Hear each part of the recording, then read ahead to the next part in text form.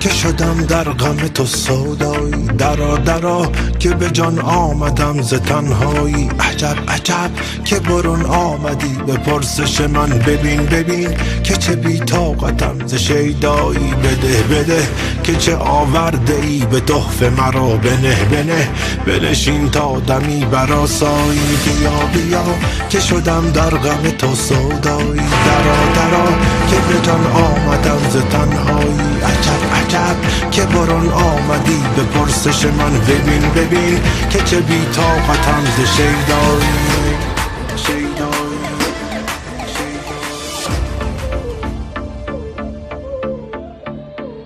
به نام خدا، با عرض سلام به تمام هموطنان ایرانی در سراسر دنیا. سال نوتون مبارک. سال 2017 میلادی شما مبارک باشه. امیدوارم سالی سراسر شادی و موفقیت رو تجربه کنید. در ابتدای هر سال احساس جدیدی در ما انسان‌ها شکل میگیره و اون هم رسیدن به موفقیت‌ها و اهداف جدید هست. این حس رو برای تحقق رویاهای خودتون استفاده کنید و این حس رو از دست ندید. مصادف با سال 2017 نسخه جدیدی از ویژوال استودیو به جهان عرضه شده. این نسخه استیبل بسیار عالی و فضایی مطمئن برای تولید نرم افزارهای تجاری که روی پلتفرم‌های مختلفی مثل موبایل، وب و ویندوز اجرا میشه مهیا کرده. به واسطه این ورژن و این نسخه ما به راحتی میتونیم نرم افزارهایی بسازیم که در زندگی عمومی مردم و کسب و کارهای اونها به واسطه تمامی دیوایس ها مثل موبایل، لپتاپ، تبلت ورود پیدا بکنیم. و یادتون باشه نرم افزار چیزی نیست جز شبیه سازی بخشی از جهان هستی.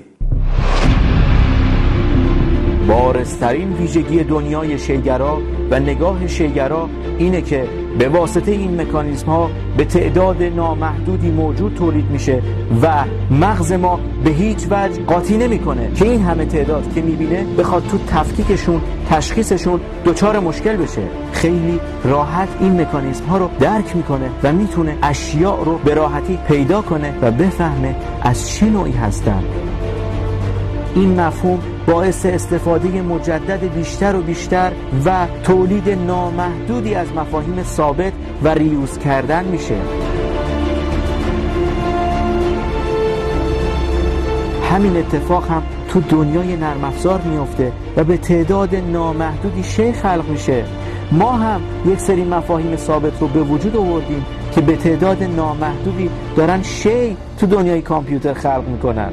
نگاه شیگرا برای درک جهان است. کسب و کارهای مختلف افراد، چه در صنعت پزشکی، چه در صنعت غذایی و چه در هر صنعت دیگه‌ای، اینها هم بخشی از جهان هستند و از قواعد شیگرایی مستثنا نیستند. شما با نگاه شیگرا به کسب و کارهای مختلف همون مفاهیم نمونه‌گیری، وراثت، چندریختی و همه اون مفاهیم رو میتونید شکار بکنید و با شناخت اون مفاهیم خیلی سریع میتونید نرم افزارتون رو تولید بکنید. و وقتی تولید کردید خیلی سریع میتونید توسعه بدید و از اون نرم افزار نگهداری کنید و اون رو بخشی از جهان هستی کنید و نرم افزار شما به عنوان یک سیستم بخشی از جهان هستی خواهد شد.